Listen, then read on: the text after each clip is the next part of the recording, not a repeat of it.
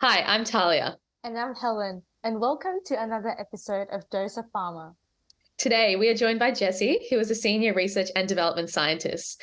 We'll be discussing the research and development process, project management, and we'll be exploring career development within the sector. To begin, Jessie, would you mind just telling us a little bit about yourself? Oh, yeah, sure. Hi, everyone. Thank you for having me to be part of your podcast today. As mentioned, I am a senior research and development scientist at Dulux Group, and I have been with the company for about 6 years now. It's been an amazing working for such an amazing company, and I'm looking forward to share all of my tips and tricks or any sort of knowledge I know that would be useful for you guys for your career development.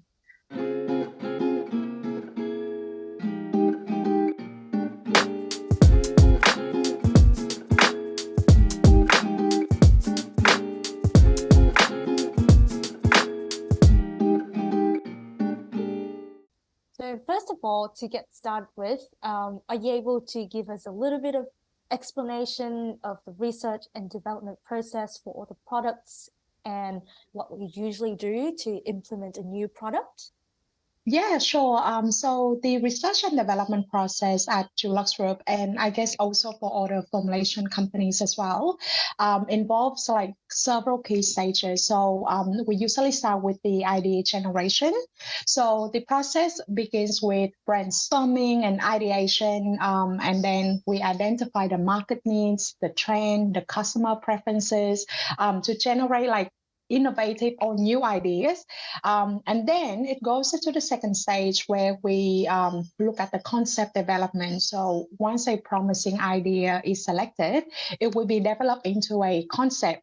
And this will also include outlining the product features, the benefits, or the potential market positioning. And then we go into the market research stage, where we have to validate that concept. And then we go to the feasibility assessment. So there are a lot of stages. So we go to the feasibility assessment to make sure that can we actually make the product or not, technical and financially, can we do it or not? And this will actually help determine if the product can be produced at a reasonable cost while meeting the quality standards and, meeting the customer needs. And then we have to prototype it and then test it and making sure that it is meeting all the regulatory compliance. And then we go to the scale up, the production planning, and then we go to the market launch.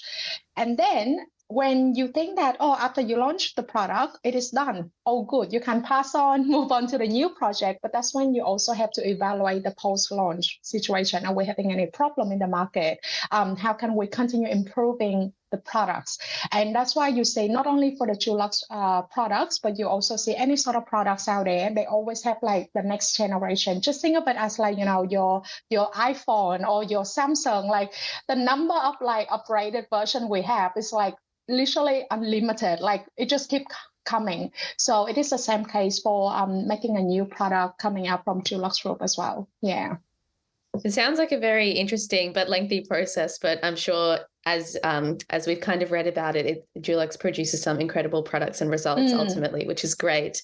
So you've told us a little bit about what it actually takes to bring this process to life. But who are some of the key stakeholders who are actually involved in this process? Yeah, sure. So there are a lot of key stakeholders involved in the process. And at Dulux Group, we have something called Values and Behavioral Workshop, where for any new starters, we usually show them the circle of all the key stakeholders. So we go from R&D to manufacturing, to marketing, to sales, to supply chain, to salespeople, like a finance team, HR, procurement, like every single person, play a critical role to deliver the product to the market. So I cannot really say who's more important than who, because I think every single person play an important role, bringing in their knowledge and help us to deliver a product to the market. Yeah. And with regards to project management in general, we saw that the concrete and paving was such a big success in the product launch, and it's undoubtedly was an incredible achievement. What was one of the most memorable experiences that you've got from this project? It is very hard to pick just one. So, I would say the Dulux Concrete and Paving was truly a testament to the collective effort of the whole project team, not just my effort, it's everyone that was involved. Maybe I get a few. Yeah. Is there, like a couple of memorable experiences? Yeah. You can, of course, like share. Yeah, sure. So I say firstly, is when I witnessed the product being manufactured in the factory. Seeing it fill into the commercialized cans, it was like, oh my goodness, it's finally happening. Something that you've been working in the lab is finally coming to real life. And then seeing it in the stores, like, in the Bunnings stores, in like the Dulux Trade Center, it was just an indescribable feelings. It is a moment of like immense pride and accomplishment to see something that you work so hard for, as a whole project team coming to life, and that it will be accessible for our customers. The second memorable experience was I really enjoyed the opportunity to articulate the concept of the new product range to our teams and also our customers. So I was very honored to travel across Australia states and also to New Zealand to conduct all the training about a new product range to our project team. It was literally a fantastic experience to interact with different audiences and share the vision with them.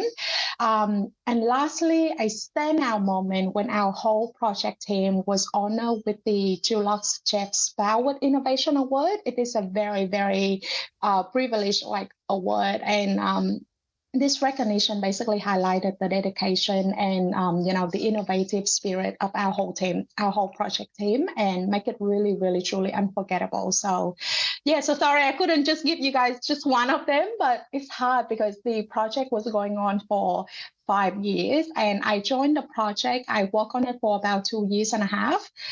Picking one is just so hard to do. It's good to hear, though, that there were so many memorable experiences there altogether, and that even though it is like a serious project you're working on, you're still exploring new things and having a good time whilst doing it. Yeah. Yeah. So I think for those aspiring formulation scientists and for the for students who aspire to work in this field, it's really nice to hear that you enjoy what you do. And I think that's the most important thing. Yeah. Yeah. Oh, definitely. Yeah. And also congratulations on your team for, winning that award. That's an incredible achievement. And I'm sure, it's so well deserved from what Helen and I have been hearing from you. Yeah. So, in regards to your journey with the Dulux graduate program, which we're under the impression that you were involved in. So I was just wondering if you could share some of the key milestones from your journey with the Dulux graduate program, specifically those that you think were instrumental in shaping your career pathway. Yeah, sure. Yeah. It's good that you guys actually did a bit of research about our Dulux graduate program. So I joined the Dulux graduate program in 2018, and it was instrumental in shaping my career. And I attribute much of its impact to the connections and also the relationship that I have until this day.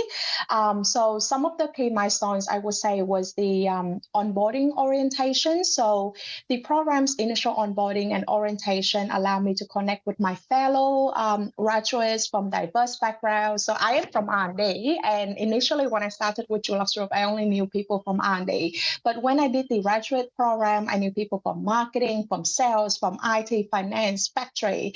And these early connections provide a strong support network and, foster a sense of we are a team together, we are family that endure throughout the whole program. We talk about things and we learn from each other. And the second thing is the mentorship opportunities. So the program offer mentorship opportunities with experienced professionals within the Dulux Group. So I am from R&D, and my mentor was from supply chain. So I got to learn so much from him. Learning about the whole process. It's actually not that easy just to send a product to the factory and make it happen. Where are we going to get the raw materials? How are we going to do it? How long does it take? And, these mentors provided guidance and shared the insights. And it also helped me to navigate the corporate landscape as well, enhancing my professional development. The third thing I would say would be the graduate networking events. So we have like regular graduate networking events. It was a platform where we get to build connections. So one of the best like networking event I attended was we went to a virtual reality like place, and we got to eat pizzas, and not only we got to interact with the people from our own year level, but we also got to interact with the people from the second year and the third year, and then we also got to hear from their their learnings and their knowledge, and yeah, so it was really great. And the third one would be like the social and community engagement as well. So not only we interact with the people within the Dulux group, but we also get to engage in like social and community activities that were organized by the graduate program. We got to go to like places where we help out other people, like painting your new classroom or painting your new like medical clinic or something like that was organized by our team. And participating in those one really helped like strengthen not only personal but also the professional bond. So yeah, these were some of the key milestones that I remember from my graduate program and how it shaped my career until this day. Yeah. That's lovely to hear that a lot of the things that are involved in your role or surrounded by like projects, and when working in those big projects, it involves like a big group of people, and that's how you can build up your connections, and those people turned out to be your biggest support system, and you get like a lot of mentorship opportunities around that. And I think that's something that's really valuable for fresh graduates as well. Yeah, and so for recent graduates, what advice would you give for those who are looking to kickstart their careers in the industry? That is a very, very good question. I recently participated in the Monash University Open Day, and I felt like that was literally the number one question. Like people kept asking me. So when you got your degree in hand, and the world is your oyster, pretty much. So first thing first, you would need to set your goals, right? Think about where you want to be in your career and create a roadmap to get there. And having that destination in your mind is a key to your journey success. And you need to build a professional network. Having that professional network is like a treasure hunting. That's how I like to call it. It's all about connecting with your fellow professionals, attending industry events, finding the mentors who can be your guiding stars. And it doesn't have to be just within your company. It could just be like people from different industry. So I graduated in 2016 and I moved to like multiple roles. So I started off with ASOP, and then it's not that easy to find a full-time job right away after you finish with your university, right? So I work as a contractor at like multiple companies. I work at AkzoNobel, I work at elsewhere, and you just have to be patient. Literally, you just have to be resilient and patient. And then that's when I was lucky to get the full-time job at Dulux Group. It took me almost a year after finishing up university to find a full-time job. So you just have to be patient and just don't give up. And what I also say is personal brand is your calling card. Create the online presence that showcases your work, your achievement, networking events, conferences, internships, and entry-level positions. And maybe when you do your internship, you don't get any pay at all. But that's okay. That is absolutely okay, because after you finish with your internship, if you have that great connection with the employer, they might offer you a full-time job after. So don't say no to those opportunities, Never stop learning. Resilient is your key. Just have to be resilient. And seek for feedback as well. Like let's say you finish with your internship, but you unfortunately didn't get a full-time job. Just seek for feedback and then see how can you improve your learning, your experiences before you're moving on to the next role. And the most important thing, and this is what I tell the graduates as well when they ask me a question, believe in yourself.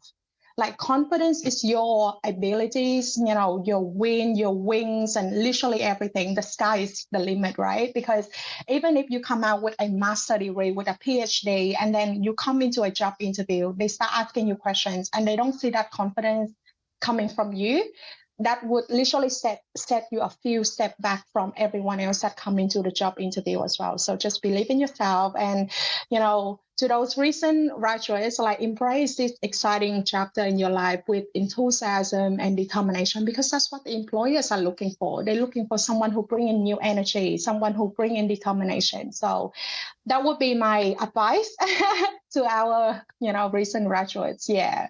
That's some really great advice. Personally, I'm feeling very motivated after hearing that. I especially love the points on resilience, believing in yourself, but also like that roadmap and kind of identifying goals. I feel like a lot of people, they forget about that. What is the end goal? So it's really important to have that. It can give a lot of direction. And yeah, personally, that's really inspired me, and I reckon Helen as well.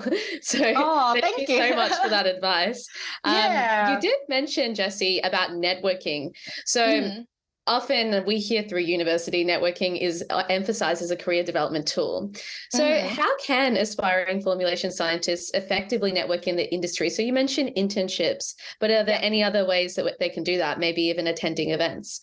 And in addition to that question as well, you kind of mentioned this already, but what benefits does this all offer? Oh, yeah, sure. I think it is a very good follow-up question from there. So networking is indeed a vital career development tool. And even when I finished up with university, I was like, okay, so how can I make this happen? What are the strategies? And the first thing I did was like the LinkedIn account. It is very, very important to have that, online platform so you can connect with the professionals in the science industry and also keep up to date with the events. When is it happening? So I am attending a Monash University alumni event in the next month. And the reason I know that is because through those sort of online platforms. And then that's how you can attend conferences and, seminar and workshops, and then you interact with the people from that industry. And then I say the Alumni Association. So I think Monash University is also very, very big on this as well. So I say, just reach out to your university alumni network, because they usually have a very strong presence in their respective industries, and they can provide you valuable insights and connections as well. And I also say, professional associations and stuff, join the industry specific organization or related to or organization related to formulation science, attending their meetings, or even just watching things online, like keep up to date with what is happening within that organization. And I would say the benefits of networking is like knowledge exchange. It is so, so important. And that allows you to learn from people's experiences, stay updated with the industry trends. You gain the insights into the best practices or emerging technologies in formulation science. And second bit, which I'm sure will be very, very important to all of our recent graduates, career opportunities. Because when you interact with these, professionals from the industry, it would also help building your personal brand, your reputation, because there's so many graduates out there. Why do they have to hire you? What makes you stand out from, this big group over here? And then mentorship. Again, mentorship is very, very important. Collaborative ventures, peer support, personal branding, like all of these things. So I would say online platform would be the number one thing. And then attend all these industry events by checking up to date with all the events when it is happening. And alumni association. So Monash University is also having the employment week coming up very soon, correct? Yeah, so I will be attending this event in November. And again, I'm sure there will be professionals coming from pharmaceutical, from skincare, from paints and coatings, like all other industries. So I strongly encourage our graduates coming to those events. That's where you might meet your future employer. Yeah. That's fantastic. Like hearing all the networking strategies, it really helped to build up, like the how can you do this?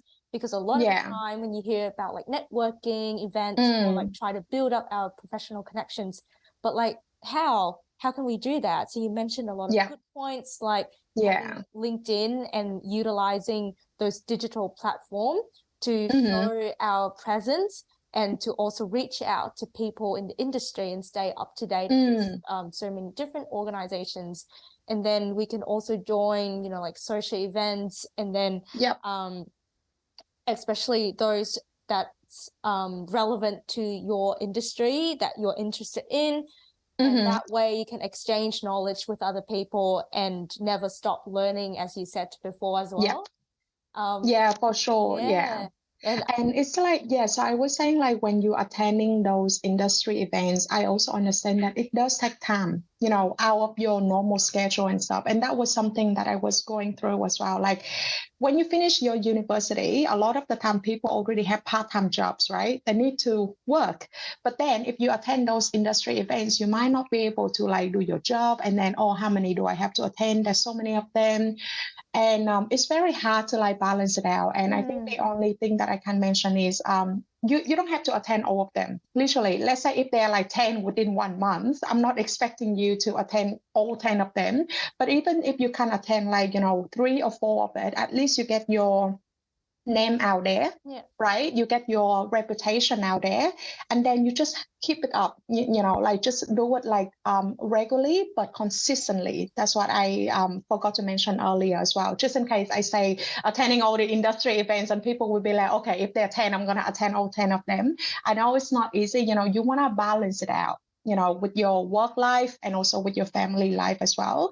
But just like consistent is key. Like it's very important, and be resilient is also very important in this whole like journey process as well. Sometimes you might be like, why not me? Why didn't I get that? Like why that person get more attention than I do? It could also be because that person has been building their brand for a very, very long time. And you just never know everyone's journey, right? Maybe it also took that person very, very long time to get where they are today as well. So all I can say is focus on your own journey. Just focus on you and then keep building on you. Yeah. I think that's exactly right. Like, especially for recent graduates, and we haven't got that much experiences in the industry apart from, like our professional placement units, which are only, 2 weeks long. So haven't got that many experiences could make us not feeling as confident when going to those networking events. But then as you said, like being consistent, so consistently turn up and consistently do it. And that's like the best way to practice to get better and to grow your confidence, and then together with being selective of what type of event that we're going to attend, that's going to level up, the networking skills and slowly help us to build that really solid foundation that help us to get that step into the industry. Yeah, for sure. And something else that I also used to do, and this is like, for my own personal experience, before I attend any industry events, I search up who will be there. Like I search up about their company. So because let's say you start having a conversation with them and they say, hi, I'm from Dulux Group. And then you have no idea what they do or whatsoever. It also not showing a good impression as well. So always do your research before you attend those industry events. You know what they do, who's attending. It just gives a very good impression, like even if me coming in looking for to hire someone from the graduate people, I'd be like, wow, they really, really did a good research about my company. It shows that enthusiasm, again, like that, positive energy and the determination, and that will show through to our employers. So that's what I used to do, research about the employers that coming in, about what they do, have a conversation with them and learning about their jobs and about their experiences. And that would literally set you, apart from all of those people over here. Yeah. That's exactly right. And I think like another point when doing research about the employers or about the company is not just to, like you're not supposed to know everything about them. But it's also more for yourself to not getting so nervous when having conversation with them. Exactly. Yeah. It will then seem like you're just having like a very casual conversation with a friend. And through that very casual conversation, since you have like a really decent knowledge about the other person that you're talking to, you can then, like sort of lead the conversation into the direction that you want to head into. Yeah, for sure, definitely. And like I said, like first impression is very important. Like it is very, very important. So do your research, be resilient, and just be consistent. Just keep going. that has been a very good wrap up for today's conversation. Thank you so much for joining our discussion today. We really love your journey and to be able to share your insights on research and development, how you brought all the ideas into life from, you know, like generating ideas in the very early stages from the concept and then bring the products into market. And it's so fascinating to know that a project is not just like a few months long, but it could go up to like 2 or 5 years long. And to go through all the stages, it's such a memorable experiences, and we're so grateful for you to share that today. And we're also very thankful to hear all of your advices, such as like setting goals and how to create a roadmap, and that helps us to lead into the direction and the destination that we want.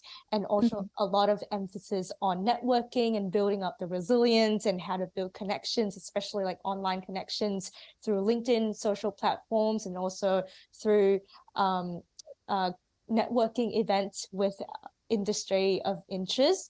And so that really helps us to grow and to build up that mindset of like never stop learning and to keep believing in ourselves and what we do. So thank you so much. Thank you. I'm pretty sure that our audience have gained a lot of insights into how to turn our passion into a profession and then to maintain that work-life balance as well between both worlds. Thank you so much. Thank you so much, Helen and Talia. Thanks for having me to be part of this live podcast and sharing my experiences as well. It wasn't, easy, but like I said, consistency is key and be resilient is key. And then you will eventually get where you want to be in life. And as long as you're happy with what you do, you enjoy what you do, that's the most important thing. Like no job can, take over your mental health. That's very, very important. So thank you for having me. Thanks, Jessie. Thank you, Jessie. Thank you. SOSA Pharma acknowledges the traditional custodians of the various lands throughout Australia on which we connect today and pays respect to elders past, present and future.